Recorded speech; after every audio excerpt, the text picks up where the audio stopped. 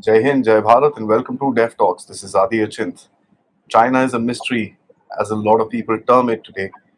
The reason they term it is that a lot of people try and analyze China with the news that comes out of China. South China Morning Post, China Daily, and many other platforms that write about China.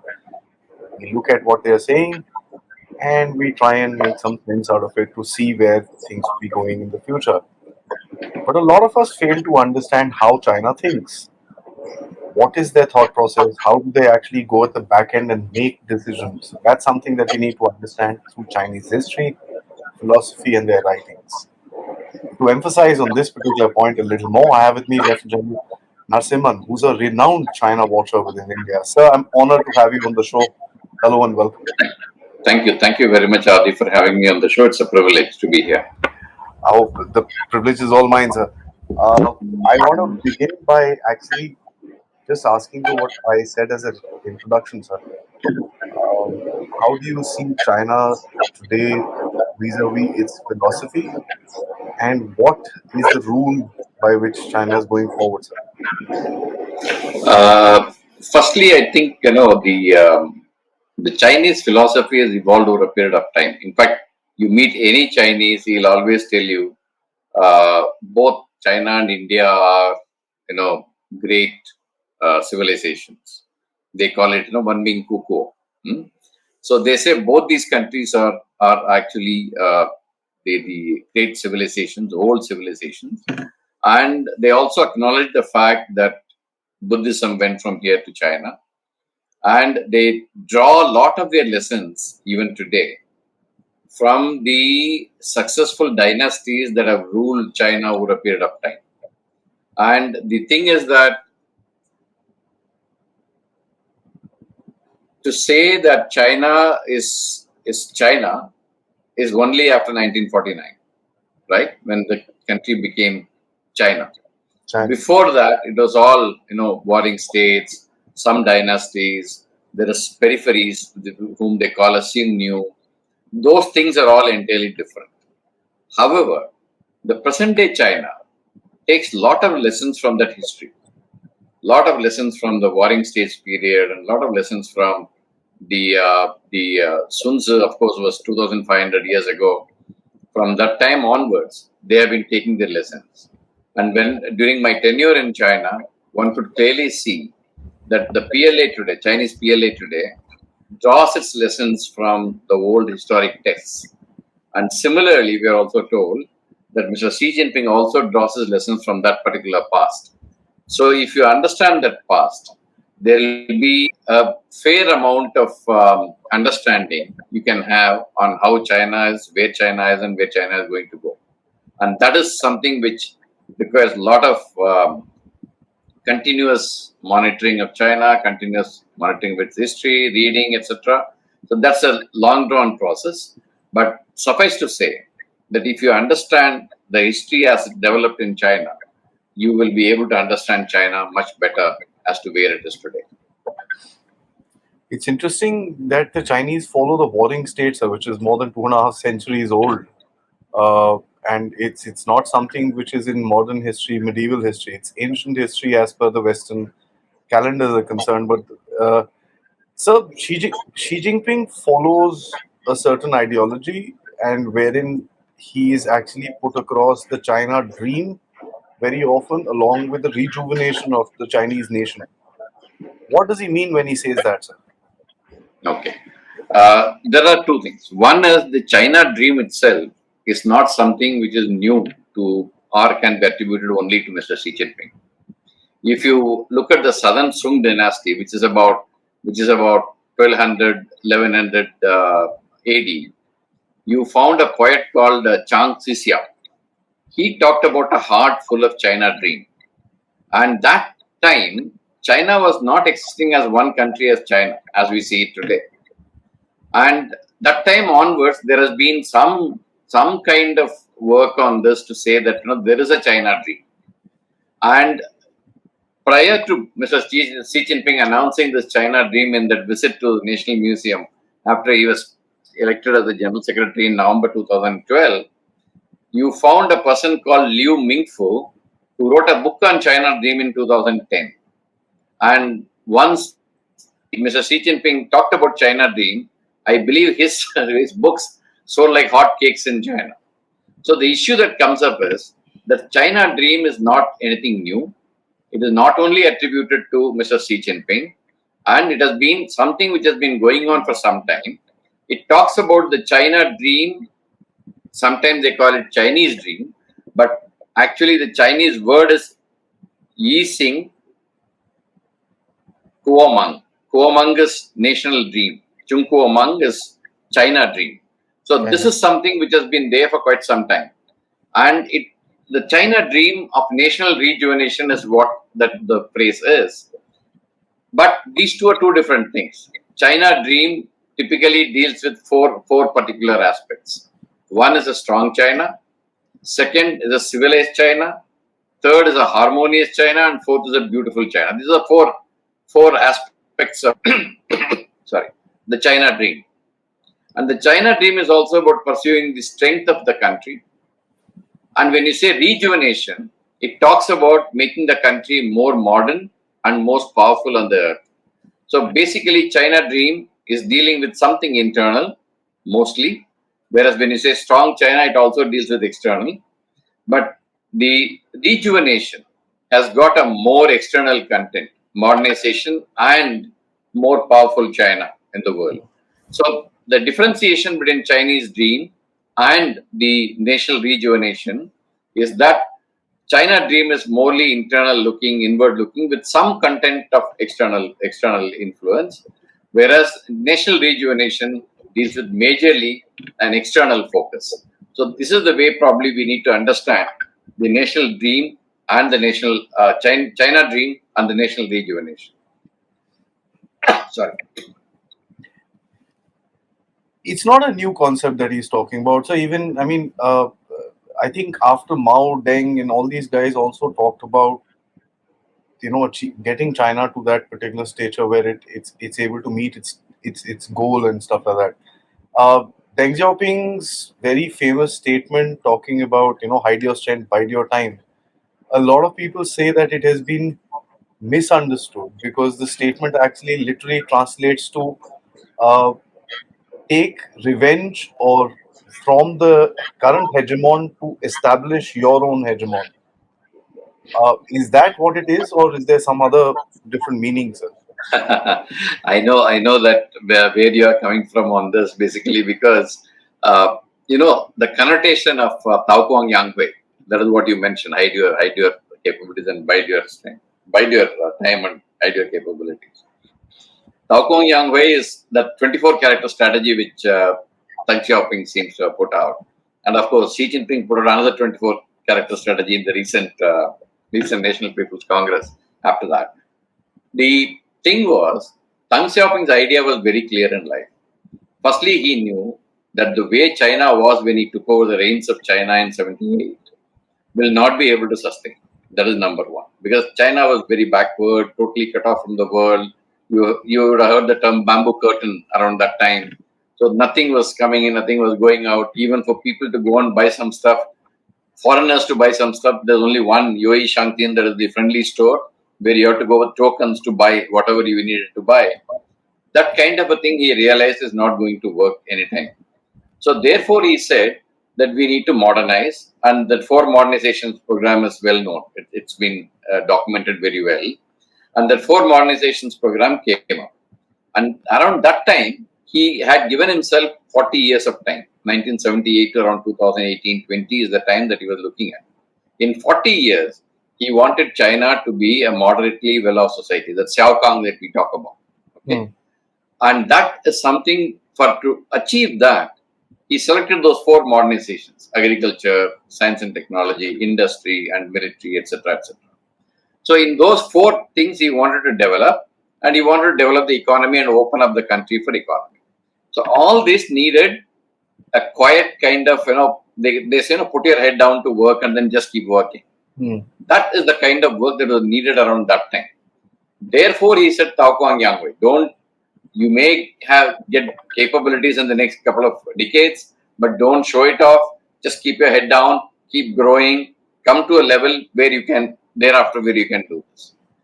But the problem was that in 2001 onwards, a lot of people say 2008, I put it in 2001 basically because that is the time, if you recollect, there was a spy plane incident wherein a Chinese fighter got downed when they were trying to track the EP3 Hawkeye surveillance aircraft of the US, and one pilot also died.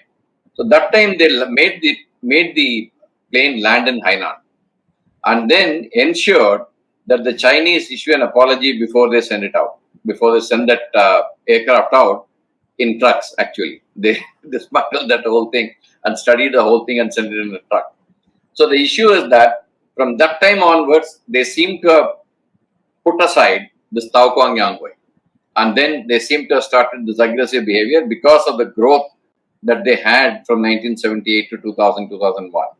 And that only increased after Hu Jintao came to power, and Hu Jintao further sent the submarines, etc., into Japanese waters, which was for the first time, and then started pushing into the South China Sea. So that Tao Kwang Yang way, I agree with many of the analysts who say that hide your time, hide your capabilities and bide your time was what actually Tang Xiaoping meant. But what you said, I've read that analysis which came, that is actually, it is not that, but it is this. But my own belief is the first one, where it says hide your capabilities and bide your time, is what I believe that he said. I mean, it's interesting that there are these two different meanings of this which are spoken about. Which brings me to a very interesting incident that happened in front of Kissinger and Mao, sir. When both of them met, I'm sure you know about this. He called not Kissinger and Mao, Nixon and Mao. Mao called him a ba. Now, ba was literally interpreted as a leader, but ba is a very derogatory word in the Chinese language. Uh, this is the gap that the Chinese play with all the time. My previous question referred to this, and the next one wants to emphasize this point. How do you see the Chinese playing games with their own language? And You see, no, you're right. The thing is, for any of the Chinese expressions that the way Chinese say, there are many kind of connotations that you can take out of. Okay, so that is the major problem. Even all the analysts who want to study the Chinese documents and then come out to an analysis also find this problem. Because one guy writes an analysis based on one understanding, the other guy will say, no, this is not the right thing. This is a connotation of this. So you have a problem, and that problem cannot really be overcome. So the spa incident also I have read, by the way. I've read this incident, and then wherein Mao Zedong seemed to have told Nixon, but the connotation of that is entirely different. I think you picked it up from, I think, Michael Pillsbury's book, sir. Michael Pillsbury's Yes. The 100-Year Marathon. I read it there. Yeah. So that is something which is there. Most of the analysts have got this problem of finding the correct connotation and the correct meaning of what a Chinese have said in whichever way it is. So this is a problem that we have to live with. You will get many kinds of versions of a particular thing. So, do the Chinese actually believe in multipolarity? The current narrative that comes out of China is we support multipolarity. We want to, have something which is a power sharing sort of a game. This is the dialogue, but they also sit in the so-called G2, and they also talk about the heavenly mandate to rule. Tianxia. Now, how does all this stitch together, sir? Okay. The G2 is not going anywhere. G2 Yeah. is a thing which actually, when Xi Jinping went to America. Washington and met Obama, he talked about the major power relationship and then G2, etc. The Americans didn't bite it. So that actually is not working really well. And now with the present state of relationship between US and China, that's going nowhere, actually speaking. So that is a bit of a no-go. Non-starter, yes, sir. It's a non-starter. But the multipolarity issue that you're talking about, see, the world itself has moved on from, say, a multipolar world to a bipolar world to a unipolar world. Now they are calling it a pre-plural world. Actually, this is the state in which we are in at this point in time. Then we are likely to go into another bipolar where China becomes the second pole and then become a unipolar again with China becoming the pole.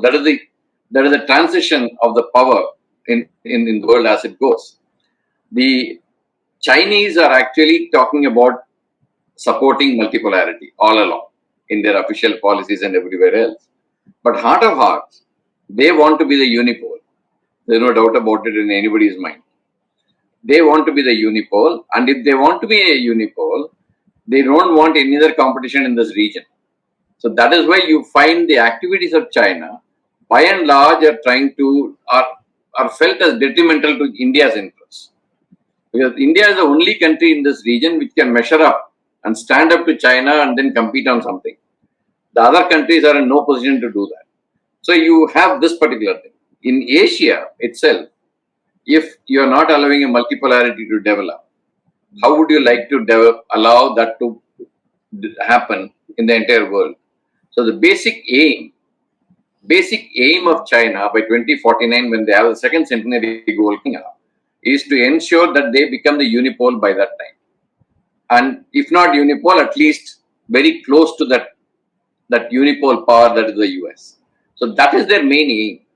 So basic thing is multipolarity is a thing which serves them well, which serves their endeavor to become the world power very clearly and very well. So therefore, they will keep advocating it. But heart of heart, I am sure they would like to be the unipole in the world. There is no questions.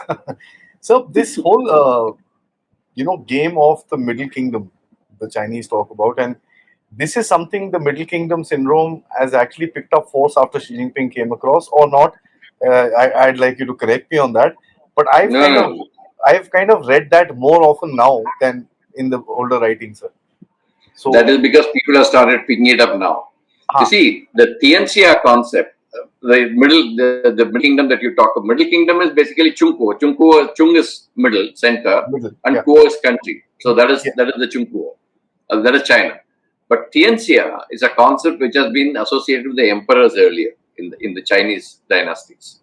So even when the Western powers came into China during the Opium War and things like that, the Chinese emperor expected them to come and pay obeisance to him. So the Tianxia concept is not new.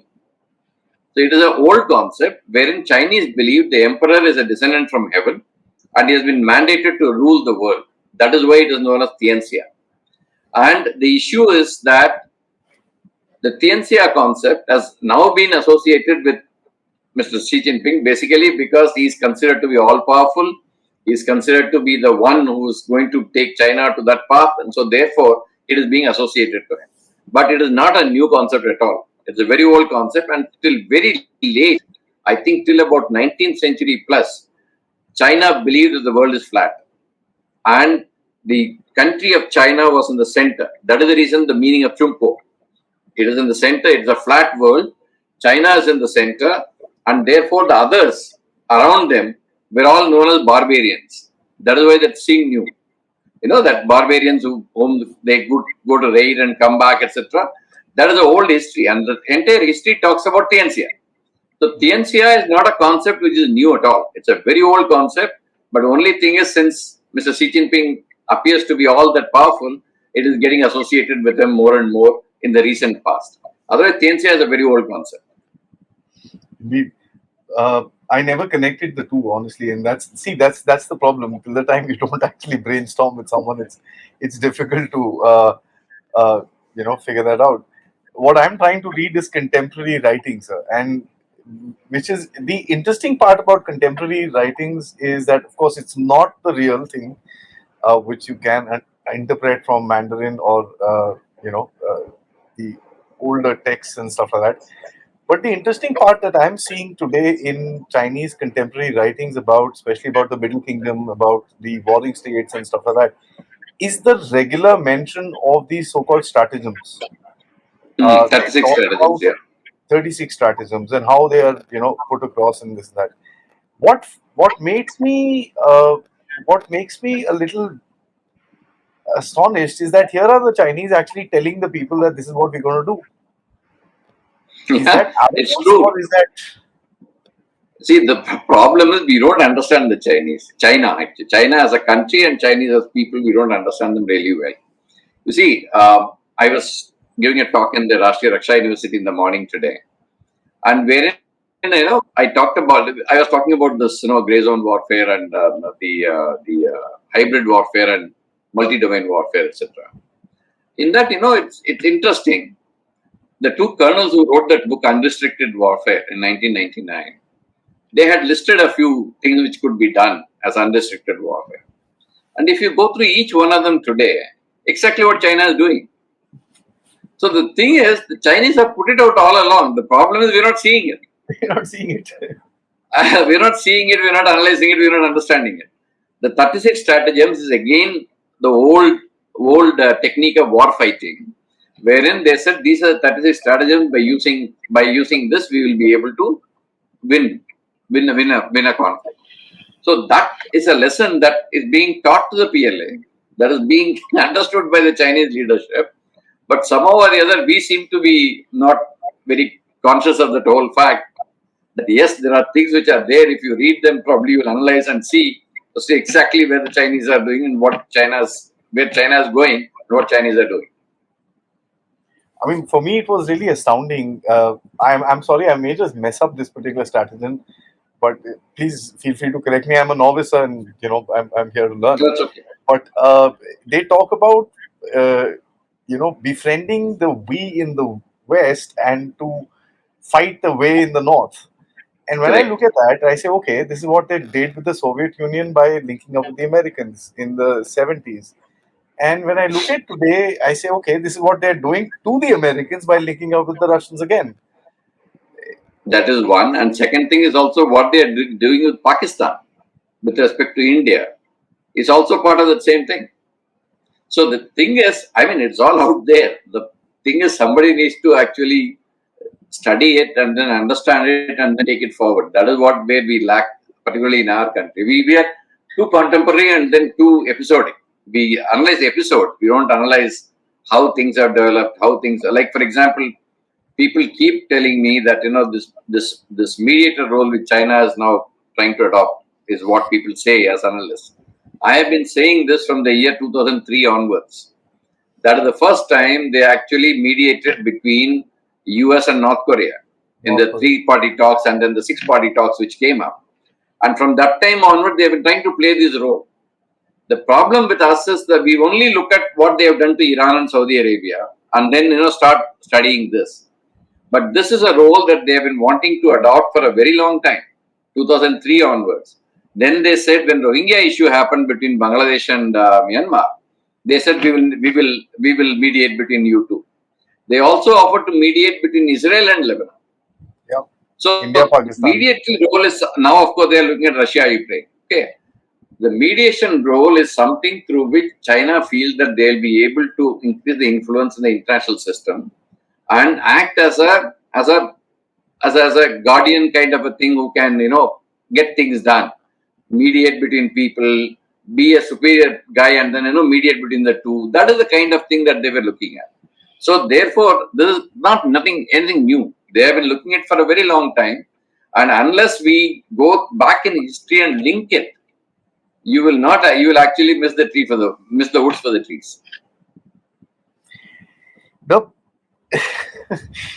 So what is Xi Jinping's Red Book? Xi Jinping's Red Book, it's not a red book actually, but he has actually done, if I remember correctly, he has made 3 thick volumes of his governance of China, what they call it. 3 thick volumes of his speeches, etc., have come up. And he has also talked about this, socialism, socialism in the new era. Xi Jinping's thoughts on socialism in the new era. If you look at that particular thing and the things that he has talked about, various lectures have been compiled into this 3 thick volumes. I mean, it's very heavy reading. Let me tell you that it's not easy reading at all. It's a very heavy reading. But the issue that comes up is all 14 points he has said in the Xi Jinping thoughts on socialism in the new era. There are 14 points there. All 14 of them, if you read them and analyze them, it is nothing new. It has all been there in the olden times. It has been taken forward, repackaged, and then put there. and it has been put in the constitution now, and so he becomes immortal. Okay, so the issue is this, that the same thing that you asked me earlier and we were explaining, you need to connect the past to come to the present and then predict the future. That is the way to study China. If you study only today and then try to depict tomorrow, you will probably end up wrong. So that is something we need to do in our country a lot more, to go through the past, connect it to the present, and extend it to the future. That is something that we need to do.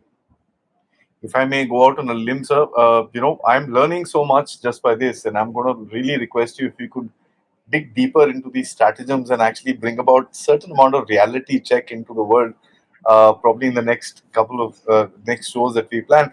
So, for the moment, I want to ask you about the setup of China. Now, here is a country which is expanded almost twice the size of its original being. It's come closer to a power called India, which itself considers its ancient writings talks about India as a very learned place. They used to send their travelers here and this and that. Pardon me, I'll just take 30 seconds to explain my context. Uh, Send learned travelers here, learn from India, and a lot of them have written. We've very rarely heard of an Indian traveler going there and learning something and coming back. It's lesser in quantum. Buddhism went from here and this. All that happened because of the India's ancient standing. Is that why they consider India a threat? See, that China is considering India as a threat has got two connotations. One from the Chinese side, the other one from the Indian side. Okay, Chinese side feels one thing, that if Buddhism is allowed to thrive and Buddhism is linked to India, obviously it is linked to India, it could lead to certain amount of internal issues within China. But in the recent past, if you look at it, they have the World Buddhist Forum happening almost every year, and they are trying to take the Buddhist agenda away from India over a period Yeah, of time. Now we have started catching up now, that's a different issue, but that, and the largest Buddhist population in the entire world is in China. India. Okay, so though of course the religion is being practiced in a controlled manner, etc., that everybody knows. I mean, that is a no-brainer. But the issue that comes up is, one is from the Chinese side. There are two things. One, here is a country which is a democratic country. It's a democracy, and probably the world's largest democracy. And if that system is allowed to, I mean, if that system succeeds, then it acts as a competition to communism, which is in China. One is the ideological thing. Second is the religious one, which I mentioned to you, the Buddhism going from one way to the other. Other than that, they also look at India in a little, I would say, condescending manner, saying that it's a very chaotic kind of a democracy. It's it can't take things forward, etc., etc. And then in each of the fields, like for example, in the political field, in the military field, in the economy field, they feel that India is not up to the mark. Okay, so that is one outlook from the Chinese side. From the Indian side, what I see is, anything that China does, we want to react. I really don't know why, but this happens. I mean, China enacts the land border law, everybody starts reacting to it. Chinese land border law is meant for the Chinese citizens and China. I don't know why we should read more into it. We should stick to our own claims, what we have, and we should fight for it. That's a different issue. But we seem to be reacting, I would say rather overreacting to anything that China does. That is because of two things. One is that 62 syndrome may be still operating in some minds, that 62 we suffered, and so therefore China is a little bigger power, and so therefore whatever they do will have repercussions here. That is one reason for the way things are. And the second reason is that since China has been putting some spokes into our development, like for example, you want to join the UN Security Council, they put a stop on it. You want to proscribe certain terrorists, they put a stop on it. You want to enter the nuclear suppliers group, they put a stop on it. And so wherever the India wants to develop, India wants to progress, China seems to be putting a block to it. And so therefore there is a perception that China doesn't want to let us grow. Therefore, whatever China does is against India. So there are many angles to it, but I have given you a few angles, but we can expand it subsequently if it is required. This is very interesting, sir, because this is a completely different way of looking at China. And one of the most, I think you hinted to it, and I'd like to enunciate it with your permission, sir. We've equated China and the reading of China with the reading of Pakistan, and I think that's the biggest mistake we are making because uh, I've seen a lot of popular people who talk about China. It's in similar light of a reactive nature as what we would like to deal with Pakistan. The Chinese behave differently, and I mean they probably are not able to understand why are these guys getting jumped up. What's happened here? Have we really done something now? See, It's very interesting to me actually. no, it's not that. No, even in China, like for example, I can share this because we do talk to them in many forums, in various seminars and other things where we go and meet them and talk to them. It appears they also seem to be stuck like a scratched gramophone record. Hmm. Okay. The reason for that is simple. We have been explaining to them our position on, say, after Galwan, what we need, what we demand, etc. We have been laying it out absolutely clearly without any kind of doubt in anybody's mind. But they seem to be stuck on only one thing, that border is fine, you keep it in the right place, let us move on to other issues, etc. etc. This tendency of not being sensitive to India's sensitivities is something which I have been seeing ever since I started watching China in the year 2000. Indeed.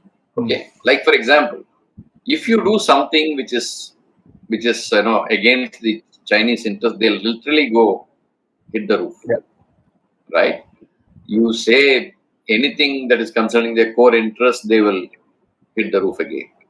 But when we convey our concerns to them on what is happening between them and Pakistan, or various other reasons of our sensitivities, they seem to be oblivious to it.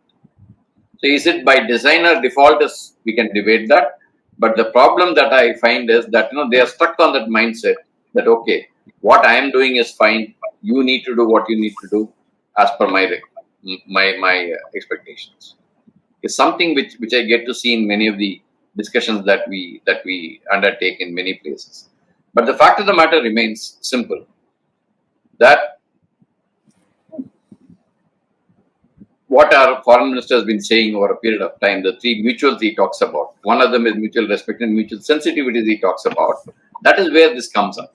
Our sensitivities are not being actually understood and then reacted upon by the Chinese. That is where I find this problem coming up.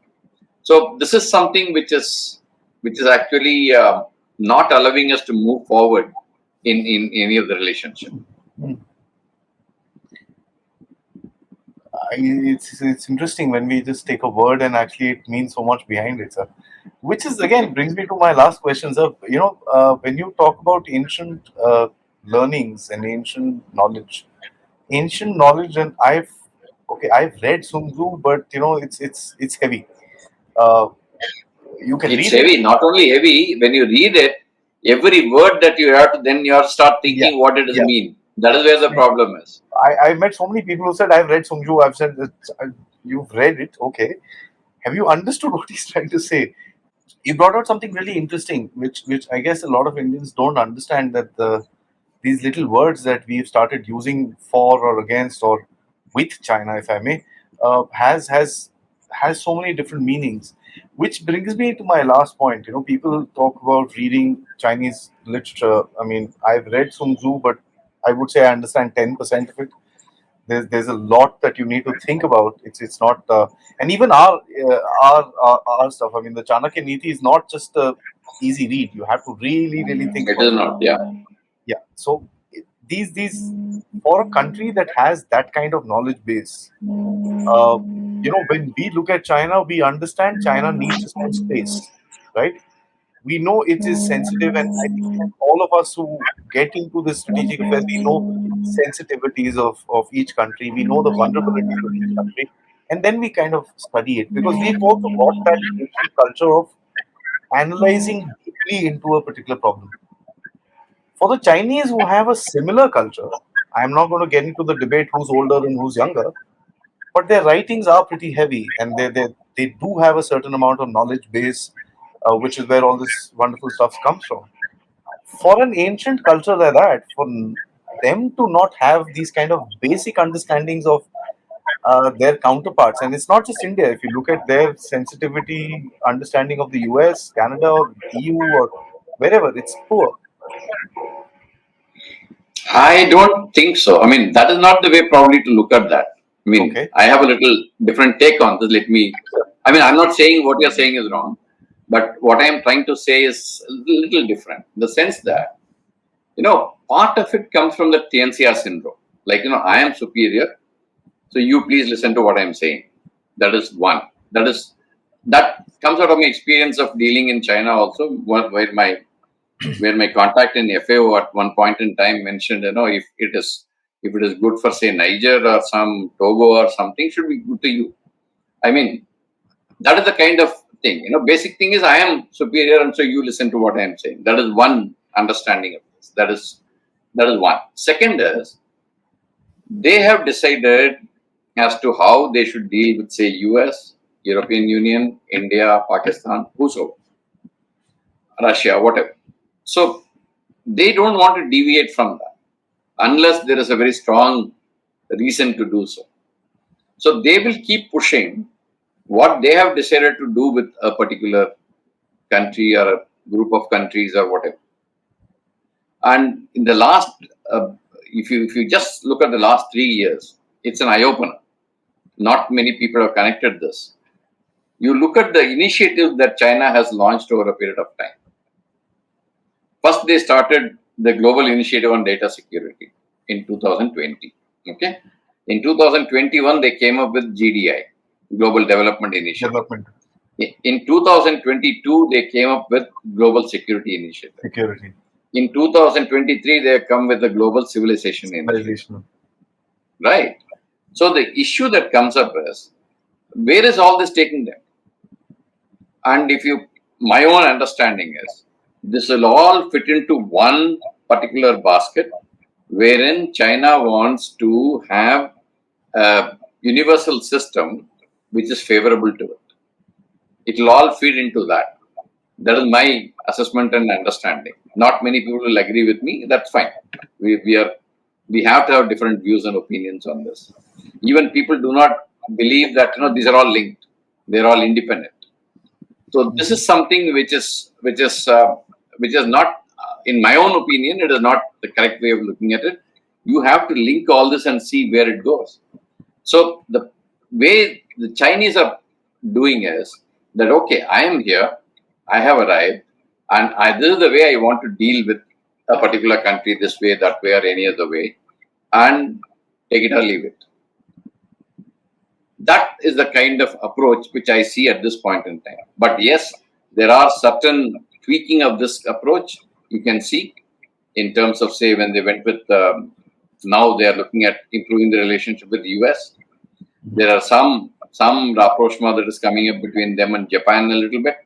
So these things you can see a nuanced kind of an approach.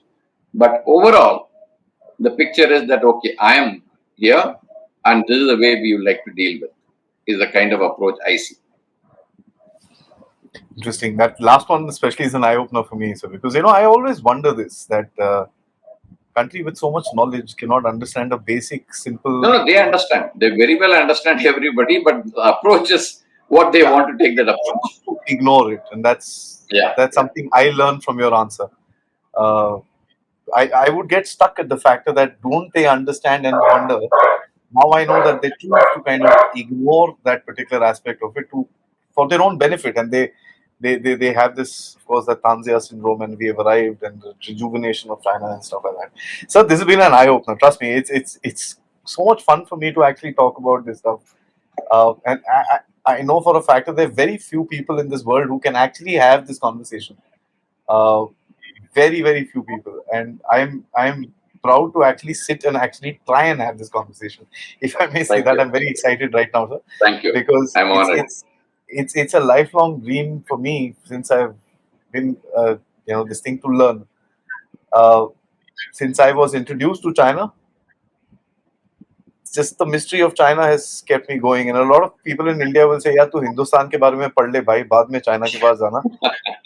Well, I look at it differently. Here is a country which is threatening my country, so I'd rather know more about it, uh, than anything else. And that's something which I No, kind of lot more reading, lot more study needs to be done on China. I mean, absolutely. even the study which I've been doing over a period of 20, 22 years is a Wow. minuscule of what one could do. That country is so amazing, and it throws in surprises at every corner. Whenever you feel that you're okay, now I know China, then it throws something at you to say that, friend, you don't think that you know You China, don't there's know. something you don't know. Everybody said Art of War, पढ़ लो, you'll understand something. Okay, fair enough. थोड़ा बहुत read that. Now the 36 stratagems came out. I said, yeah, what is this? There's a whole different game here. Yeah, this is interesting. And you You'll see basically crossing the river by feeling the stones, etc., yeah, etc. No, it's everything one by amazing. one it will come up. Yeah, it's amazing. So, I mean, I am kind of a Chinese history, China file, if you want to call it. I don't love them, I don't like them, but I don't like learning about them, and this is something that I want to do. Sir, thank you so much for taking out the time. Thank I'm you. My deeply pleasure. grateful, My pleasure. and I My hope we pleasure. can continue these series of discussions where we try and Sure. understand, and through your contribution, teach not just my followers, but at the large way, India, what is China. Till next Thank time, you sir. very much. Thanks a lot for having me on your show. Thank you.